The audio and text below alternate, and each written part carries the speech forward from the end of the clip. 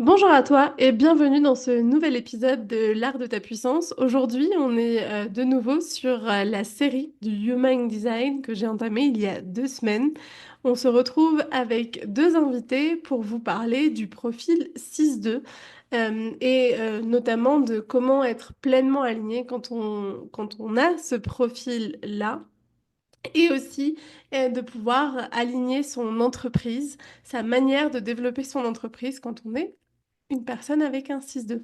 Donc, j'ai le plaisir de recevoir aujourd'hui Olivier Borgognon, qui est Manifesting Generator, qui pourra se présenter, et aussi Lilia, qui est Projector, si je me souviens bien, avec une autorité autoprojetée.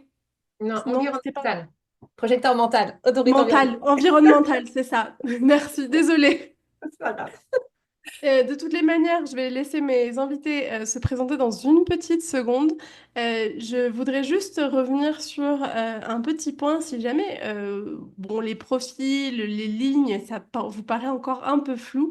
Je vous invite à revenir à l'épisode 123 que j'ai enregistré il y a quelques semaines, où justement je vous présente qu'est-ce que le profil, pourquoi est-ce que c'est intéressant, pourquoi est-ce que c'est important de l'explorer, mais aussi qu'est-ce que signifie chacun et chacune des lignes séparément. Et là, on va prendre le temps avec mes invités de vous expliquer à chaque fois ce que ça signifie quand on les assemble et voilà, quand on fait le mixte entre les deux lignes et donc quand on incarne pleinement son profil.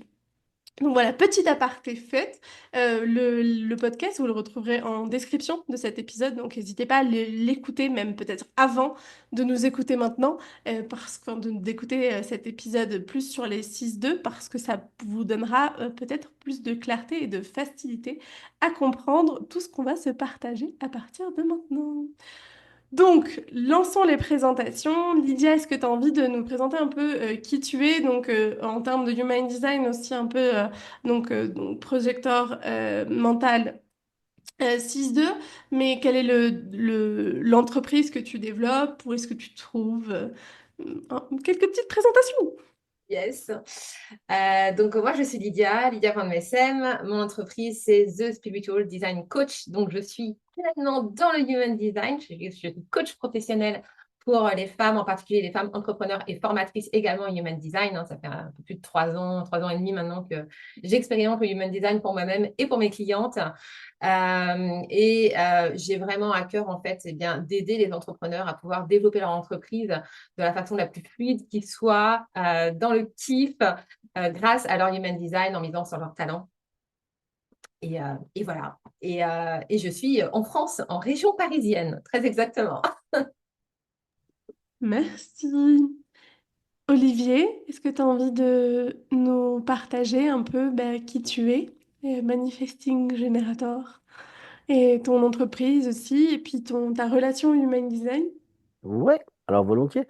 Donc moi je m'appelle Olivier Bourgognon, je travaille comme thérapeute, j'ai envie de dire assez holistique, assez global, où je travaille principalement sur des personnes qui vont venir avec des traumas ou toute une partie de travail sur l'estime de soi, la confiance en soi, l'amour de soi.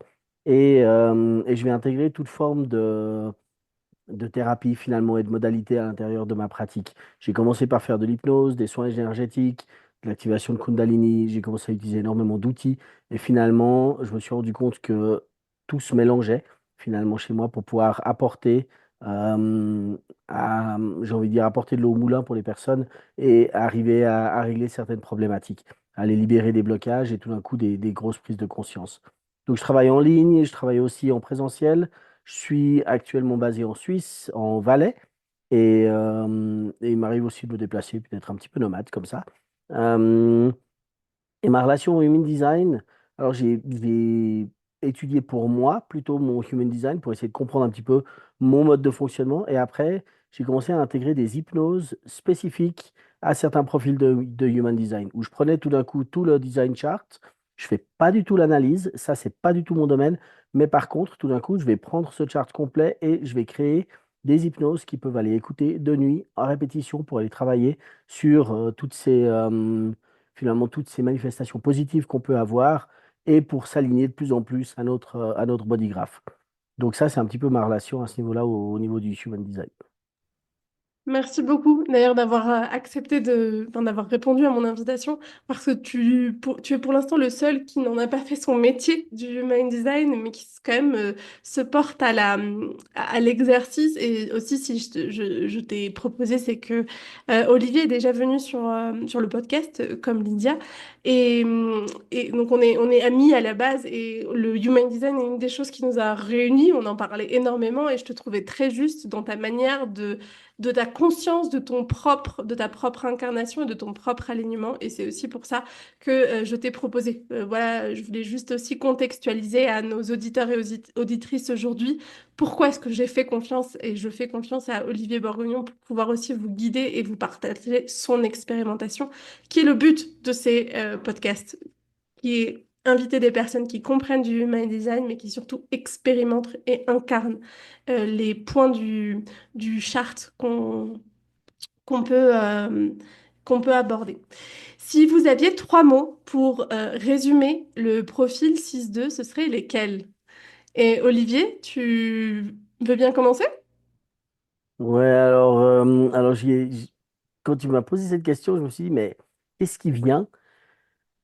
Et il y avait une partie d'explorateurs bipolaires, schizophrènes, en me disant, mais en fait, c'est des moments où j'ai besoin d'être vraiment avec du monde, des moments où j'ai besoin de totalement disparaître, d'aller retrouver finalement ces espaces, des moments où tout d'un coup je vais vraiment prendre le lead et des moments où absolument pas. Et ces explorations par moi-même aussi, avec beaucoup de temps d'intégration. Et je me suis dit, mais vu de l'extérieur, quelqu'un qui ne comprend pas sauter du coq à l'âne, aller dans tous les sens, ils vont me prendre pour un dingue et effectivement, on finit en asile de fou alors que tout d'un coup, quand on prend conscience de son design, et ben là, on se dit non, mais c'est OK et c'est juste magique. Donc, ouais, dans les aspects assez extraordinaires finalement de ouais, explorateur bipolaire schizophrène, bon, bah, très bien. Ce qui est assez intéressant aussi de rappeler, c'est que Olivier est aussi manifesting générateur. Donc ça, je pense que ça accentue ta capacité de passer du coq à l'âne avec tes 1000 centres d'intérêt et cette énergie débordante. Je pense que pour Lydia, peut-être que ce sera une énergie un peu différente. C'est aussi pour ça que je trouve ça très intéressant d'avoir plusieurs invités avec plusieurs types énergétiques parce qu'on voit à quel point ça peut aussi influencer d'une manière différente. Ce serait quoi tes mots à toi, Lydia? Ouais, alors je rejoins assez le côté schizo-bipolaire. Effectivement, entre la ligne 2, tu vois, qui aime bien être toute seule dans sa grotte, et puis la ligne 6, qui a envie de show up, de prendre le lead et puis de transmettre sa vision. Pour moi, les trois mots, ce serait enseignement, en particulier bah, avec la ligne 6, hein, c'est vraiment ce qu'on est amené à faire. Donc, pas l'enseignement dans le genre, on va apprendre une discipline ou quelque chose, plus enseignement de la vie, en fait, ce qu'on a appris de la vie, de nos expériences, et les leçons qu'on en a tirées. Pour moi, le deuxième mot, ce serait authenticité. Et là, ça rejoint aussi bien la ligne 2 que la ligne 6. Où Mhm. vraiment, on a besoin d'être totalement soi, en fait, pas porter de masque et, euh, et de le montrer au monde. Et puis le troisième, ce serait anticonformisme. Et là, c'est pareil, c'est autant pour la ligne 2 que pour la ligne 6. La ligne 6, ce serait du coup le côté visionnaire et un peu détaché, tu vois, où genre tu regardes un peu ce qui se passe dans le monde et puis tu as ce côté un peu détaché où en fait tu considères que bon, rien n'est grave, où il va toujours y avoir une solution et puis il y a vraiment cet optimisme, cet idéalisme en fait qui nous pousse tout le temps en fait à voir, bah, avoir le positif partout en fait. Et c'est vrai que parfois, on a tendance à être un peu détaché des dramas, tu vois, qu'il peut y avoir dans la vie quotidienne d'un peu tout le monde. Et avec la ligne 2, bah, c'est le côté un peu antisocial, tu vois, où tu es en mode ermite, tu aimes bien être tout seul avec toi-même, tu n'aimes pas spécialement te mélanger avec d'autres personnes. Et souvent, bah, du coup, tu vas faire aussi les choses un peu à contre-courant, quoi. Souvent, les personnes qui sont introverties, souvent les personnes qu'on va montrer du doigt comme étant pas adaptées à la société. Donc, voilà, c'est pour ce côté-là. Merci, merci, merci. Moi, je vois vraiment les profils 6-2 comme ouais, comme des leaders visionnaires qui sont là pour vraiment accompagner depuis ce talent inné, depuis ce qui est simple et léger pour eux. Et je trouve ça hyper intéressant parce que plus les personnes sont conscientes à la fois de leur puissance, mais aussi de leur talent inné et qu'elles les reconnaissent, plus elles peuvent step up à l'intérieur de cette capacité à être, ah, je suis là. je suis là pour vous guider vers ça, en tout cas pour vous accompagner vers ça.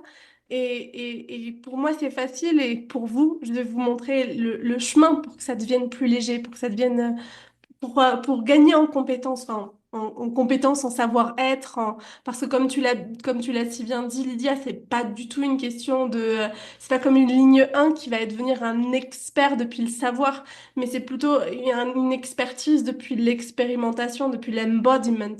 Et c'est aussi un chemin qui et je trouve ça hyper intéressant et merci aussi Olivier d'avoir apporté ce côté plutôt expérimentation parce que dans l'expérimentation, il y a aussi toutes les premières décennies généralement des profils 6-2 qui se cherchent énormément j'ai à cœur aussi que toutes les personnes qui puissent nous écouter aujourd'hui puissent savoir, ok, je vais vers ça, mais peut-être que pour l'instant, je suis encore dans l'espace schizophrène. Bipolaire et je tente et j'essaye et je comprends toujours pas ni quel est mon don inné, ni mon talent d'ailleurs, et encore moins quelle sagesse est-ce que je peux apporter au monde. Et je trouve que c'est intéressant de voir aussi l'évolution de cette ligne. Est-ce que donc maintenant j'aimerais bien qu'on puisse parler un peu des lignes séparément pour un peu comprendre quelle est l'influence que ça peut avoir pour vous dans votre expérimentation et aussi dans l'expérimentation de votre vie en tant que projecteur mental 6-2 ou manifesting generator. Il me semble que tu es émotionnel, non, Olivier, si je me souviens bien. Ouais, Ouais, donc, ouais, je suis émotionnel, ouais, c'est juste. et Manifesting Générateur émotionnel 6-2, donc voilà. Et Olivier, let's go. Quelle est pour toi l'influence de cette ligne 6?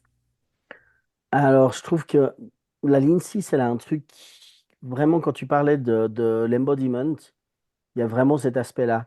Euh, Où quand je vais percevoir le monde, je vais ressentir les gens, et puis je vais faire mon cheminement, et je me rends compte que il y a un manque cruel d'expérimentation dans le monde. Des gens qui viennent vraiment, comme tu parlais de cette ligne 1 qui vient du savoir, et pour moi, elle fait absolument aucun sens. C'est-à-dire à partir du moment où le corps ne l'a pas vécu, où on ne l'a pas intégré dans le corps, eh ben, on ne peut pas le transmettre. On est une grande bibliothèque de savoir.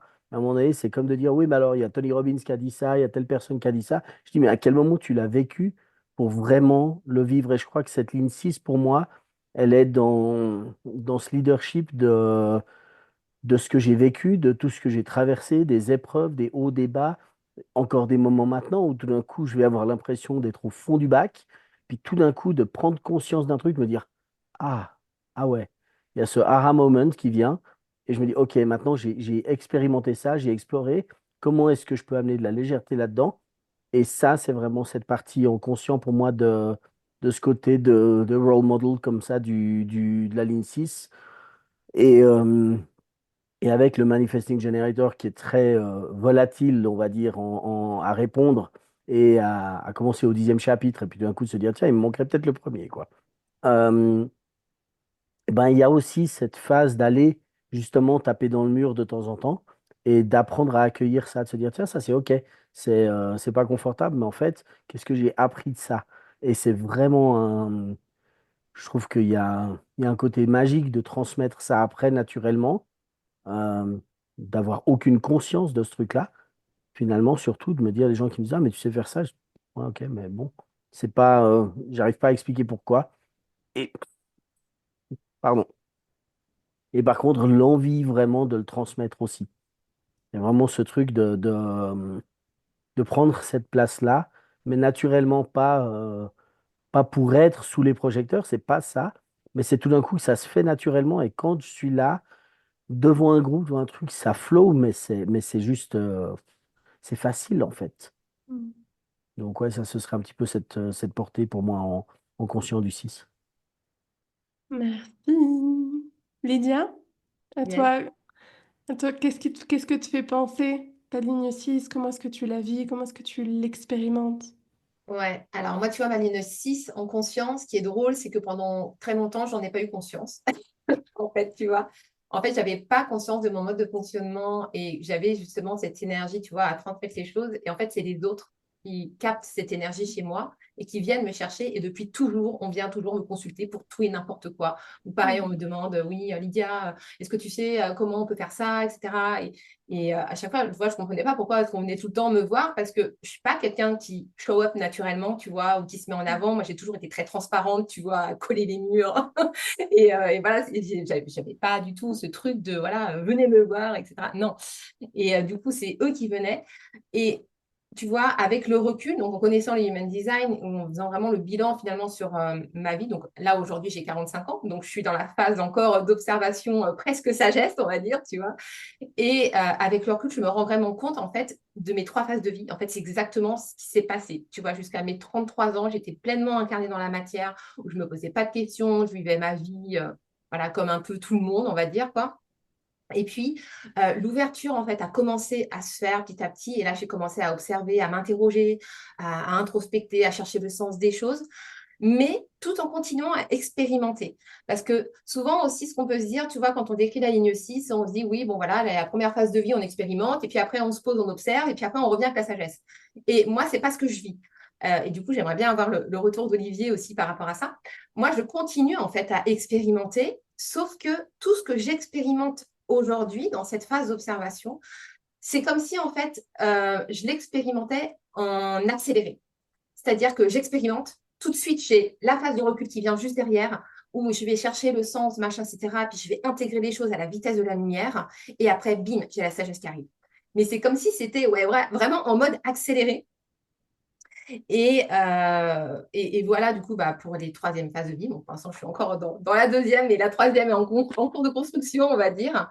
En revanche, ce dont j'ai toujours été consciente, c'est vraiment le côté optimiste, le côté idéaliste. Ça a toujours été hyper présent chez moi, je l'ai toujours ressenti très fortement.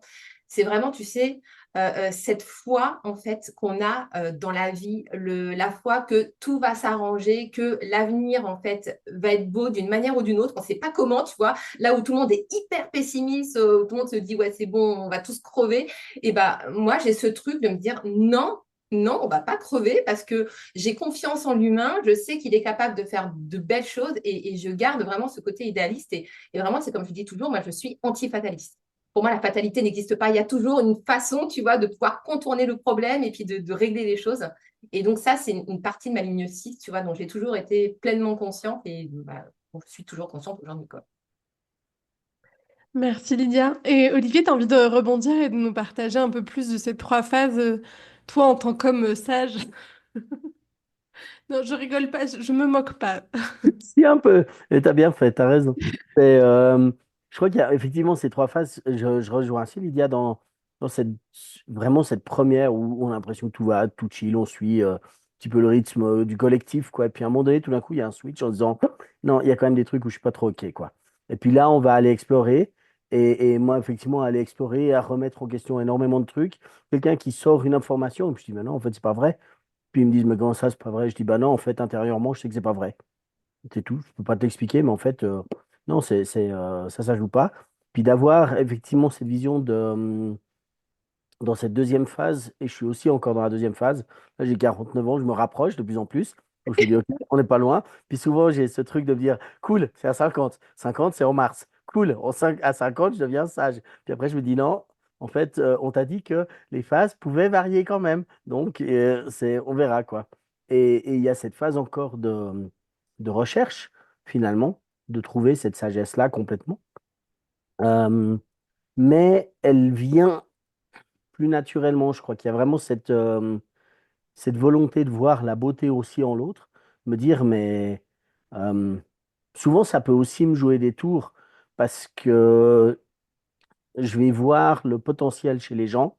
Donc les red flags, allez, allez, on y va quand même, hein. C'est Ouais, bon. ah oui, Parce qu'il y a totalement. du potentiel, quoi. Super. Oh, quelle belle personne. Il y a tous ces trucs. Oh, mais quelle belle personne quand même. Et puis je me dis, mais c'est OK parce qu'en fait, il y a cet appel à aller découvrir justement toute cette profondeur. Et ça, je trouve ça assez magique dans ces 3 phases. Et puis finalement, oui, dans la deuxième phase, d'aller taper des phases, des moments assez intenses où la vie vraiment m'a exposé à énormément de choses, que ce soit le deuil, que ce soit les séparations, des déménagements, de dire bah, au niveau abondance et finances, du super haut à du super bas, du jour au lendemain, des trucs où tu prends des tsunamis. En tout cas, moi, je me suis pris des tsunamis. Mais par contre, de se dire, mais en fait, de toute façon, la vie va me guider. Elle m'amène à un endroit où je suis censé aller. Ok, c'est pas confortable. Là, je n'ai pas envie d'y être, mais j'y vais. Et puis, je trouve qu'à chaque fois, ça m'a amené à des beaux endroits. Et puis, c'est ce qui a fait aussi qu'on se connaît maintenant, quoi. Simplement. Tu vois, aussi ça. Donc voilà, je dirais ça. Merci à vous deux. Et je trouve ça hyper intéressant, vraiment. Et je suis la petite projecteur qui écoute parce que je ne suis pas si vous demandiez que vous me découvrez aujourd'hui. Je suis projecteur émotionnel 5-2. Je m'appelle Cécile Germain et je suis votre hôte. Au bout de 20 minutes de podcast, c'est plutôt bien de le dire, non? Tout va bien. Euh, Maintenant, j'aimerais bien qu'on prenne un temps pour parler de la ligne 2, qui est donc plutôt dans l'inconscient en design. Lydia, est-ce que tu as envie de commencer à nous parler de cette ligne 2 que je partage? Donc, je ferai quand même mon petit insight de ligne 2 en tant que 5-2 après. Avec plaisir. Alors, la ligne 2 pour le coup, je l'ai toujours sentie beaucoup plus présente que ma ligne 6, alors qu'elle est en inconscient. Comme quoi, quand le corps parle, voilà, on ne peut pas l'ignorer. Moi, ce que j'ai toujours beaucoup ressenti, alors je dirais qu'il y a trois côtés de la ligne 2. Déjà, bah, le côté ermite, introverti, clairement, qui a toujours été très, très présent.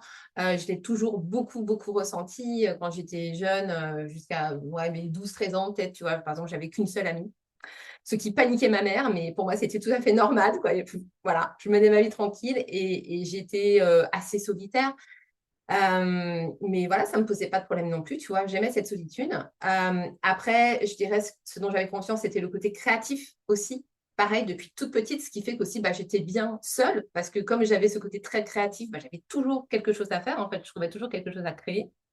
Et puis, le troisième côté, je dirais, c'est le côté intuitif et la connexion avec le monde invisible qui s'est réveillée à l'adolescence chez moi, tu vois, donc assez tôt.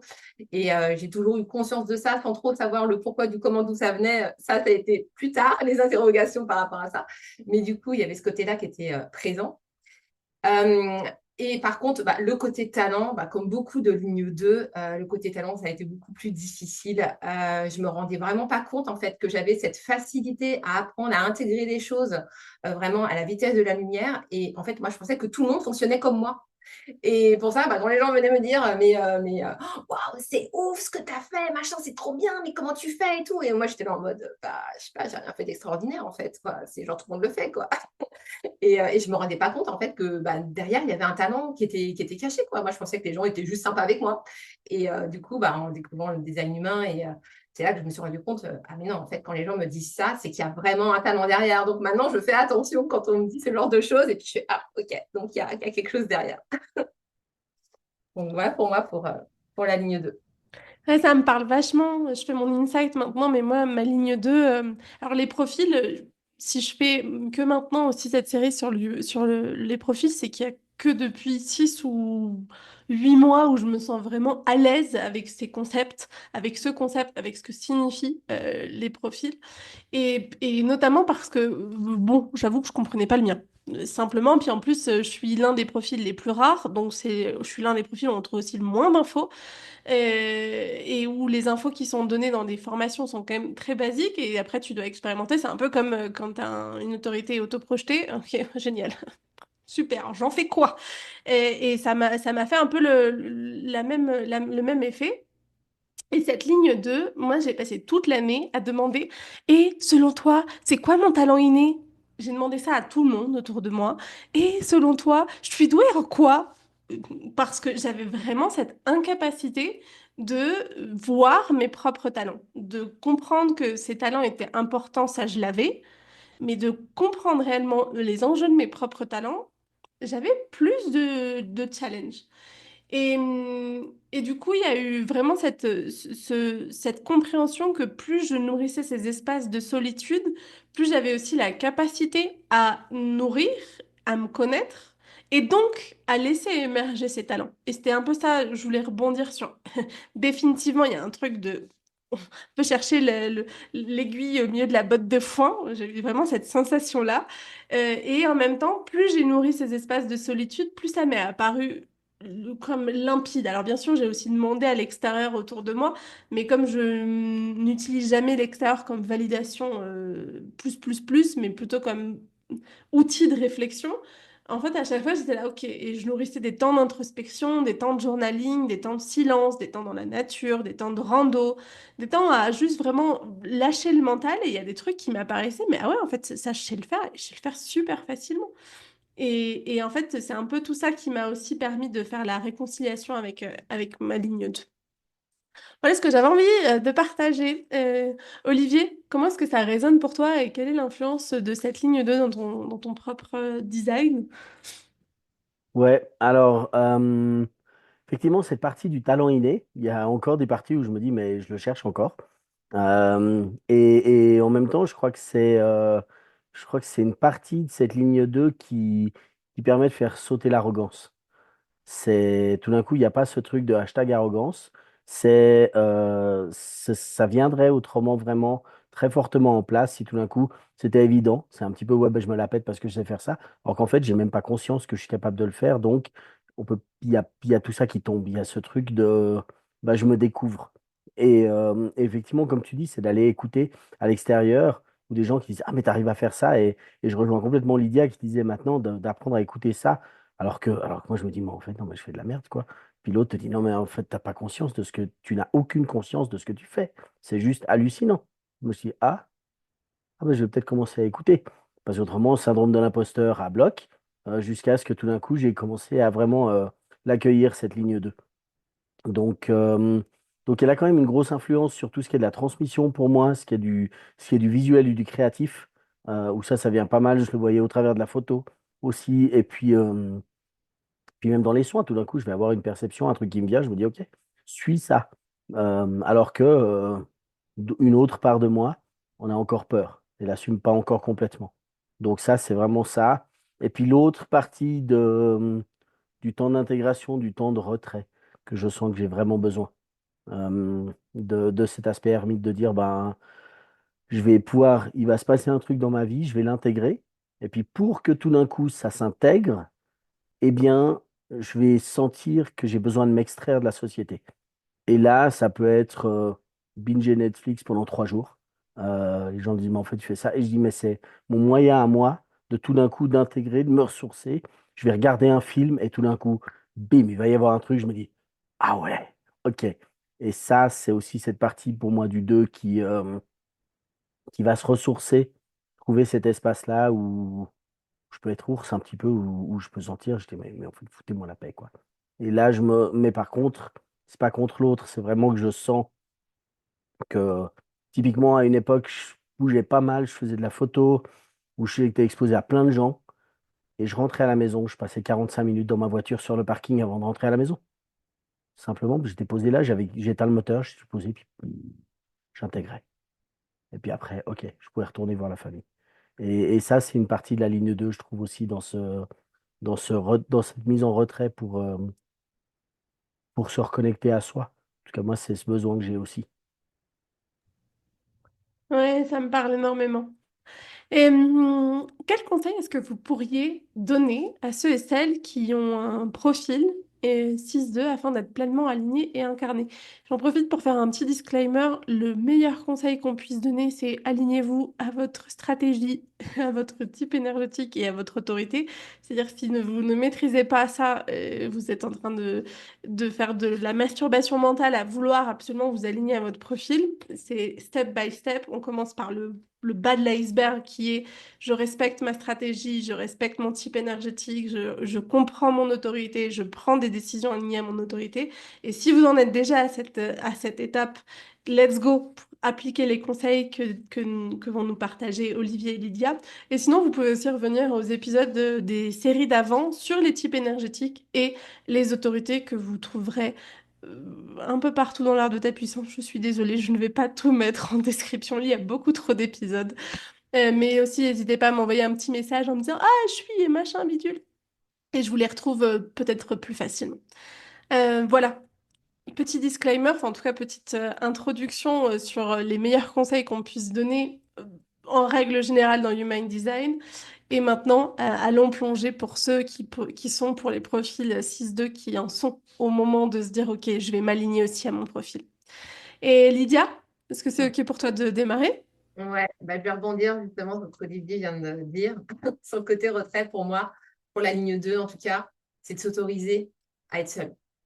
Et de s'autoriser à vouloir être seul, en fait, et ne pas écouter tout ce qu'on peut nous dire autour. Moi, je sais que c'est quelque chose que, par exemple, mon mari me reproche souvent, le côté antisocial, genre, ouais, tu parles pas aux gens, t'aimes pas les gens, etc. Et lui, pour le coup, bah, il a une ligne 4, il a environnement marché, il a je ne sais combien de canaux en lien avec justement la connexion avec les autres. Donc forcément, c'est quelque chose qu'il a du mal à comprendre, en fait. Et ça m'a fait longtemps culpabiliser, en fait. Où je me disais, ouais, bon, quand même, et tout, attends, vas-y, je vais me forcer quand même à sociabiliser un peu avec les gens et tout. Et puis à un moment donné, j'ai fait, mais en fait, fuck, quoi. J'ai pas envie, quoi. J'ai juste envie qu'on me foute la paix, que je sois tranquille, que je sois dans ma bulle. Et vraiment, ça, c'est un truc. Le 6-2, il vit dans sa bulle. Et il est bien dans sa bulle. Et quand je parle de bulle, parce qu'il y a le côté, du coup, voilà, vouloir être seul et puis l'assumer et puis s'autoriser à être seul. Et pour le coup, pour la ligne 6, je dirais que c'est d'assumer son côté bisounours. Parce que ce côté-là qu'on a idéaliste, optimiste, cette joie de vivre, cette foi en la vie qu'on a, qu'on incarne, euh, quand on se laisse emporter par tout ce que la société nous renvoie, ou les gens autour de nous qui râlent, qui sont jamais contents, etc., bah, en fait, on ne rend pas le service au monde. Parce que ce qu'il faut surtout se souvenir aussi, c'est qu'en tant que 6-2, on a une mission de vie transpersonnelle. Et on est là pour le collectif. Et on est là pour impacter le monde. Et on a ce besoin viscéral, en fait, d'impacter le monde et de changer le monde pour le meilleur.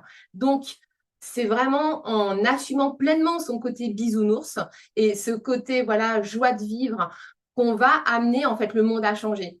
Chaque personne qu'on va côtoyer, qu'on va pouvoir inonder de notre joie, j'ai envie de dire, et de notre perspective sur la vie, sur un monde meilleur, bah, ça va être une personne qu'on va transformer et qui va devenir à son tour optimiste. Et puis, comme ça, un à un, en fait, on va pouvoir créer cet égrégore positif, toute cette lumière, en fait, qui va se répandre partout sur Terre. Et c'est comme ça qu'on va pouvoir changer le monde pour le meilleur. Donc, je pense que, ne serait-ce que pour remplir notre mission d'impact sur le monde, c'est important d'assumer ce côté bisounours et puis bah fuck aux haters qui disent qu'on est des perchés et que ce qu'on raconte de toute façon c'est bon on redescend de ton nuage, bah non je redescends pas de mon nuage en fait et puis je vais t'emmener avec moi dans mon nuage, donc voilà moi c'est ça que je dirais.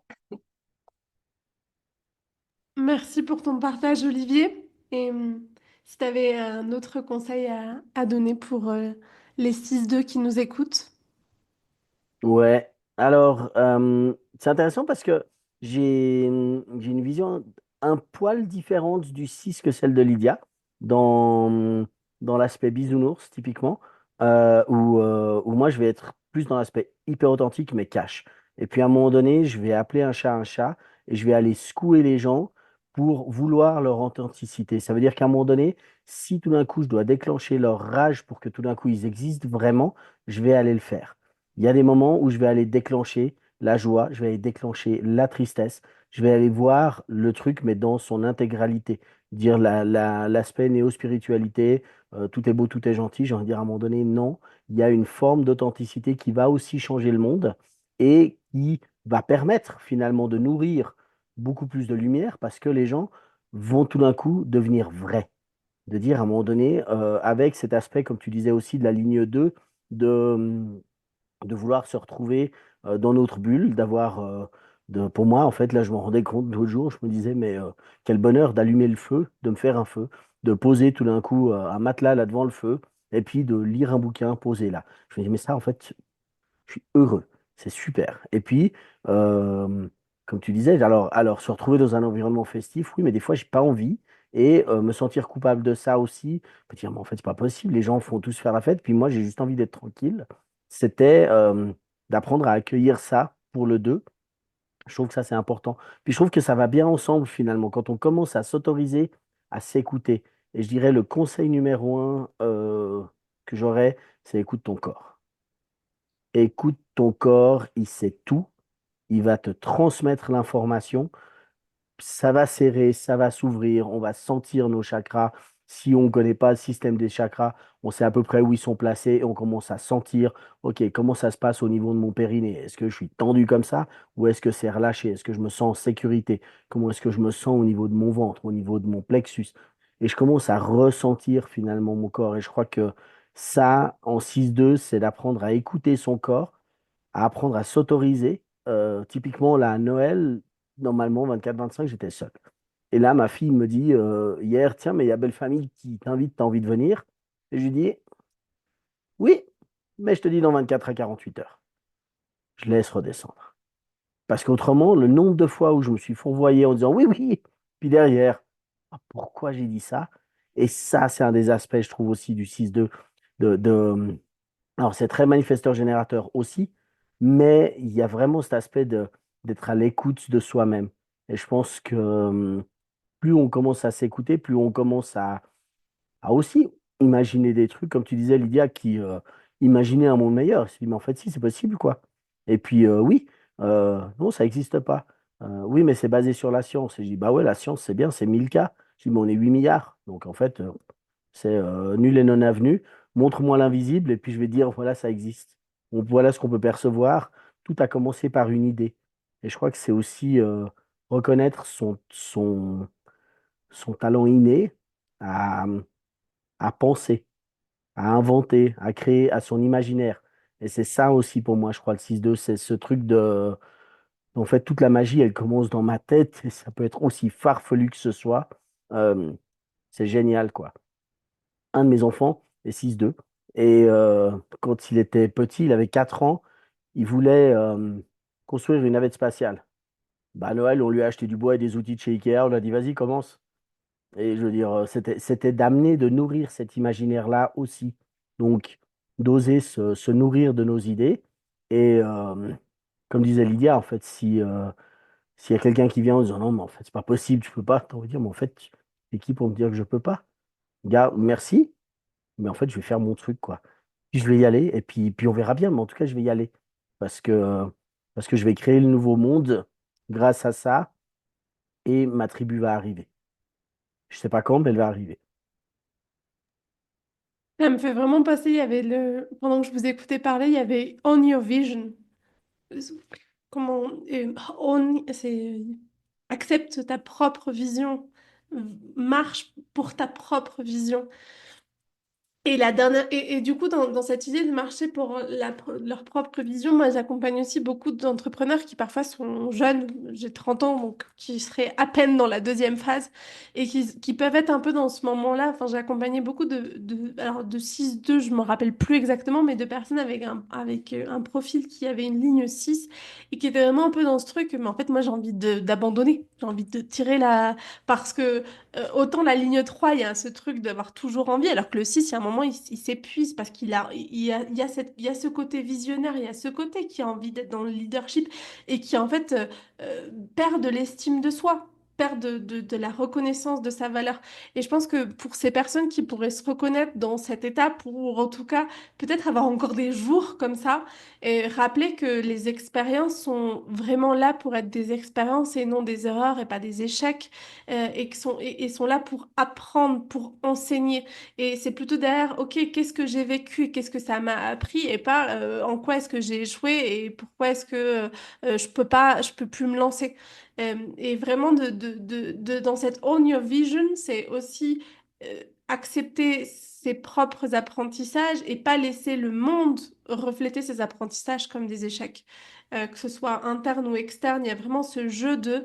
euh, bah, si tu fais ça, c'est pour quelque chose. C'est quelque chose qui t'a drivé vers là, que tu avais besoin d'expérimenter, que tu avais pour pouvoir le transmettre et pour pouvoir être ce guide sage, optimiste, cru, vrai, euh, qui va l'idée un changement pour ce collectif.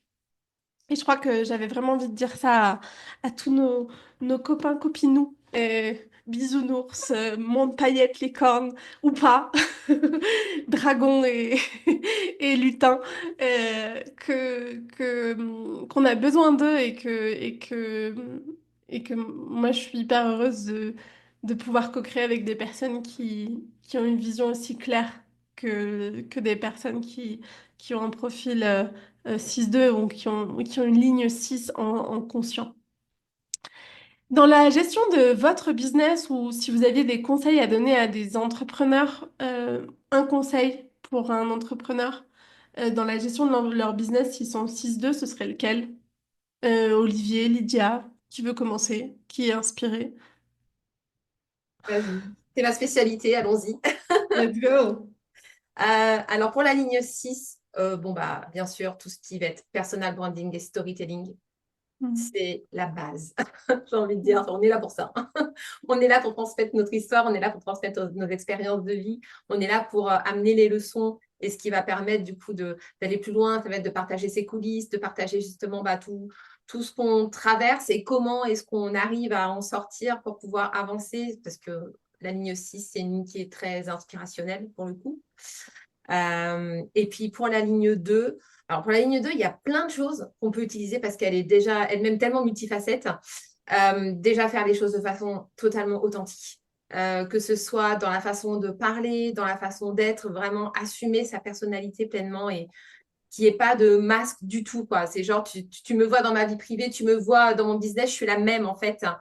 Ça, c'est hyper important. Et puis même pour se sentir bien, en tant que ligne 2, de toute façon, on a besoin de cette authenticité. Ça va être d'utiliser sa créativité et tous ses multitalents, justement. On va pouvoir les mettre en avant. Le côté esthétique, justement, bah, qui va aussi avec la créativité artistique, le fait de créer de beaux visuels, par exemple, quand on est sur les réseaux sociaux, ce genre de choses, ou même pour ces supports de formation et tout ça, c'est quelque chose qui est hyper important pour nous, hein, ce côté du beau, on a envie que les choses soient belles. Et puis, je dirais aussi bah, tout le côté intuitif, le côté un peu connexion à l'invisible, le côté un peu mystique qu'il ne faut pas avoir peur d'afficher. Parce que c'est ça aussi que les gens viennent chercher chez nous. Au-delà de ce génie naturel qu'on peut avoir, d'intégrer des choses très, très rapidement et de faire les choses très simplement, cette facilité qu'on renvoie, il y a aussi ce côté un peu magique, du coup, avec la ligne 2. Donc, ne pas avoir peur vraiment d'afficher ce côté-là. Ça me semble être super chouette. On voit que tu maîtrises bien ton sujet et que tu l'as testé et approuvé. Merci, merci, merci. Olivier? Moi, je suis un vieux, un petit peu, avec mes 49 ans, et puis j'ai eu l'image des chiffres et des lettres qui venaient de cette vieille émission à l'époque, et tout ce que j'ai envie de dire après Lydia, c'est pas mieux. C'est, c'est- c'est, euh, C'était tellement, tellement là que, ok. Et là, j'ai cette partie de moi qui me dit, qu'est-ce que je peux dire après ça, quoi? Parce que et je trouve génial. Donc déjà, merci Lydia de ça, quoi. Parce que je trouve tellement juste, tellement, tellement là dans ce que tu dis. Et je crois qu'effectivement, il y a cette partie d'écouter son intuition, d'oser son intuition, de pas en avoir peur. Moi, j'en ai eu longtemps peur. Encore maintenant, j'ai des moments où je doute. Je doute par rapport au collectif, par rapport à ce que pourraient penser les gens. Une des parties de ce sur quoi je travaille maintenant au niveau de mon business, c'est aussi d'accompagner sur cette reconnexion au corps, se libérer des traumas, y compris des traumas sexuels. Donc ça peut être à travers de la photo intime, boudoir, ça peut être à travers des soins thérapeutiques où on va aller travailler aussi sur toutes les parties génitales, etc. Et il y a toute une partie où je me disais, mais comment est-ce que j'assume ça? Et comment est-ce que j'assume mes perceptions, ce qui me viennent, comment je ressens les choses pour pouvoir les amener dans mon business et oser. Et, euh, et je crois que Lydia, tu le disais bien, c'est vraiment ce truc de osons notre unicité, osons ce truc qui nous vient d'un coup, on a une envie, ok, suis l'envie, tu verras bien où elle te mène, mais ça, c'est clé, je crois, dans le business, et ce côté de d'accepter qu'à un moment donné, tout d'un coup, si on sent que ça fait plus sens, d'oser le lâcher aussi. De dire non, mais en fait, ça fait plus sens, c'était une étape. Mais ça me permet justement d'ouvrir un nouveau truc d'avoir foi en cette partie-là, cette partie intuitive, cette partie ressenti, perception, du subtil finalement dans notre vie. Euh, D'où ce temps, de prendre du temps pour soi, même dans son business. De pas être calé devant l'ordi à se dire je dois, parce que la société a dit que il faut, je vais produire, parce que je trouve que, en tout cas, pour moi, dans le 6-2, c'est anti-productif. Si je me pose là, je vais passer 10 heures, je vais être rincé à la fin de la journée, et je me dis j'ai fait quoi? En fait, j'ai rien foutu. Et au lieu d'aller alimenter ce truc de dire j'ai envie de faire quoi? Tiens, j'ai envie d'aller prendre l'air un moment. Puis je vais prendre l'air et tout d'un coup, bim, j'ai une info qui va me venir. Et ça fait partie, je trouve, du 2 aussi, d'aller percevoir ça. Euh, et puis pour la ligne 6 au niveau business, c'est, je crois, doser l'expérimentation. Se dire on fait, on voit ce que ça donne, je teste. Et je crois que tu disais aussi, Cécilia, c'est un peu cet aspect de dire il y a pas cette notion d'échec. Il y a que finalement, on avance, on teste. Et je donne souvent cet exemple qui dit il nous a fallu à peu près 1600 à 1900 tentatives pour être capable de faire nos premiers pas. On n'a pas un monde avec 8 milliards de personnes dans des Yupala. Donc, ça veut dire que bah, l'échec, on ne se posait pas la question, j'ai réussi, j'ai pas réussi. On y est allé. Et dans cette phase, dans ces phases d'expérimentation, dans notre business, de se dire que quel que soit l'âge finalement, et comme tu disais, des entrepreneurs qui ont 30 ans, euh, bah ok, va explorer, essaye, mets ta vie dedans, comme tu dis, storytelling, qu'est-ce qu'on a à raconter finalement, et puis de se dire, bah, en fait, ma vie, c'est mon histoire, et puis c'est mon métier, c'est mon business, et on verra bien comment il vit, et puis je crois qu'il y a des moments où je n'étais pas aligné, je me rendais compte que ça collait pas. C'est, c'est, euh, c'est là que ça s'effondre, en fait, parce que tout d'un coup, il y a une perte de sens si on va pas à l'écoute de se dire qu'est-ce que moi j'ai envie de faire pour moi aujourd'hui et d'une certaine manière, faut que les autres, faut que leur avis, je sens que c'est ça, j'y vais quoi. Et étonnamment, quand on fait ça, eh ben là tout d'un coup on magnétise encore plus avec cette confiance finalement et bon, on retrouve cette confiance de soi, estime de soi et on s'aligne dans notre business. Ça devient évident d'une certaine manière. Hmm. Mais tu vois, j'ai trouvé plein d'inspiration. Ok, on arrive à... on va doucement bifurquer vers la fin de notre podcast, mais juste avant qu'on puisse se dire au revoir. Et j'aurais aimé que vous puissiez peut-être apporter une image, peut-être un livre, un personnage, une personnalité connue qui colle parfaitement à cette image du 6-2. Lydia, t'as envie de commencer parce que je sais que tes idées sont parfaites. Ouais, alors, moi en plus, je parle beaucoup en archétype justement pour enseigner l'human design. Et pour moi, l'archétype du 6-2 parfait, c'est Dumbledore dans Harry Potter. Il n'y a pas mieux. C'est la sagesse et la magie réunie. Soyez des Dumbledore, du coup. C'est ça. Trop chouette. Et Olivier, t'en vois un, toi, ou un livre, un film qui t'a parlé, Ouais, toi? ouais. Alors ouais, Dumbledore totalement, déjà, effectivement. Ce côté de la sagesse et si t'avais pas dit Dumbledore, j'aurais dit Gandalf. Donc Ouais, on était même dans le combat. même, quoi. Dans celui qui sait à un moment donné qu'il ne devient pas le magicien blanc parce qu'il n'est pas prêt, mais qu'il reste dans sa sagesse et dans sa puissance, quoi. Et ça, c'est un personnage et un film qui résonne pour moi. Je me suis posé la question, c'était Walter Mitty, en fait. La vie rêvée de Walter Mitty, c'est un personnage qui est jamais vraiment sorti de chez lui. Il est iconographe, en fait. Il bosse pour le New York Times je crois, ou Times Magazine, mais il s'occupe de la gestion de la librairie de photos. Et tout d'un coup, il y a quelqu'un qui lui dit, j'ai besoin de telles photos. Et il se met à faire des aventures à travers le monde, à aller découvrir, à aller se retrouver, à aller observer des léopards des neiges avec un photographe, paumé dans la jungle, enfin dans la toundra, un truc comme ça. Et c'est juste magique. Et il se retrouve finalement, après avoir fait tout son cycle, a finalement fait son tour du monde d'une certaine manière, son aventure, son épopée d'Ulysse. Euh, et puis bah, là, il se retrouve de retour au point de départ. Et c'est un petit peu de nouveau l'alchimiste de Coelho ou autre, quoi.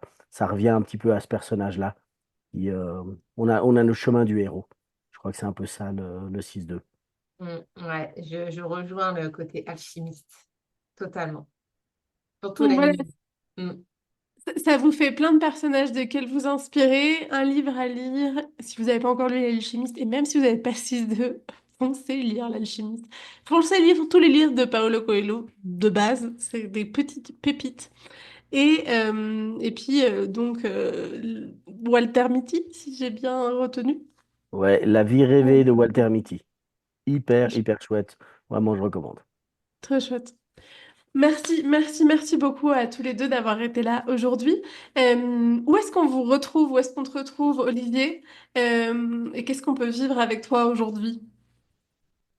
Alors, on peut me retrouver sur mon site internet, olivierbourguignon.com. Je suis aussi sur les réseaux, mais je suis en train d'hésiter sur mon nom à nouveau.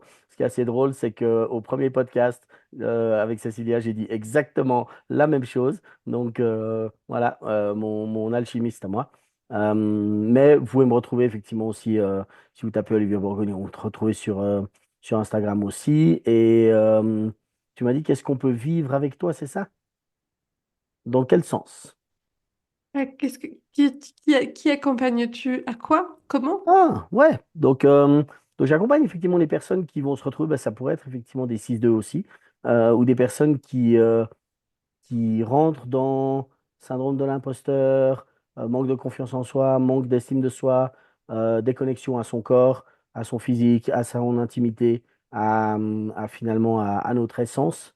J'accompagne les gens qui ont envie d'être plus présents et plus authentiques dans leur vie et qui ont envie de pouvoir en fait faire péter les codes pour juste être eux-mêmes. Et que ce soit au départ quelque chose de léger parce qu'ils expérimentent ça, jusqu'à quelques personnes qui veulent aller vraiment plus profond dans l'expérience. Trop chouette. Et puis, Olivier, même si tu changes souvent de nom d'arrobase sur Instagram, même si on tape Olivier Bourguignon, parce que moi, je me rappelle jamais de tes nouveaux noms. Quand je te cherche, je tape Olivier Bourguignon et tu finis par m'apparaître. Donc, je... je vous mettrai son Instagram actuel, mais si jamais vous l'écoutez dans quelques mois, voire quelques années, et tapez Olivier Bourguignon, vous allez trouver. Je suis sûre. Lydia? Ouais. Alors, moi, on me retrouve à plein d'endroits. Donc, on va me retrouver sur mon site internet, The Spiritual Design Coach, sur arrobase, j'allais dire, en tout cas, sur Instagram. Donc, le même nom, hein, arrobase The Spiritual Design Coach. On peut également me retrouver sur mon podcast, donc The Spiritual Design Podcast, donc sur lequel d'ailleurs tu étais intervenu toi aussi. Euh, et comment est-ce que j'accompagne mes clientes? Donc, j'ai les analyses personnelles, donc vraiment pour les personnes qui découvrent leur human design, qui ont envie d'en savoir plus sur elles. J'ai ma formation au design humain, donc la Design Academy, donc vraiment pour devenir coach analyste en design humain. Et puis, tout prochainement, un programme business qui arrive début d'année 2025. Donc, c'est dans les coulisses, c'est dans les backstage. Et j'ai hâte de le proposer. Donc voilà. Trop chouette. De toutes les manières, de nouveau, toutes les infos de nos invités du jour seront en description de cet épisode de podcast. Et puis, moi, je suis super heureuse d'avoir partagé ce temps avec vous. Merci, merci, merci de votre temps, de votre expertise, de le partager avec autant de générosité. Et parce que pour moi, c'est important que le savoir se diffuse. Et en même temps, je sais tout le temps d'introspection, de réflexion, d'apprentissage que ça vous a demandé d'en arriver à pouvoir partager ça et j'ai beaucoup de gratitude pour cette générosité. Et je vous remercie aussi, toi qui nous écoutes encore. Merci d'être là. Merci aussi de partager cet épisode à tous tes amis fans de Human Design ou alors que tu sais peut-être avoir un profil 6-2 ou qui en ont pas mais que tu crois qu'ils en ont. N'hésite pas à le partager autour de toi. C'est ce qui permet à ces épisodes qui sont des pépites d'information, des pépites de transformation, des pépites de prise de conscience, d'arriver à de plus en plus de personnes. Et c'est hyper important pour toutes les personnes qui créent du contenu sur les réseaux et de voir que ça peut avoir un impact. Donc merci à toi qui nous écoutes, qui nous soutient et qui va nous partager pour que ce podcast arrive à toutes les oreilles des personnes qui en auront besoin. Je n'en ai aucun doute. Je te souhaite une merveilleuse journée. On se retrouve dès lundi pour un nouvel épisode en solo et jeudi pour le nouvel épisode enregistré avec deux personnes. Mais je ne me rappelle plus quel profil nous verrons. Ce sera la grande surprise de la semaine prochaine. Je vous souhaite une belle journée. À bientôt. Ciao, ciao.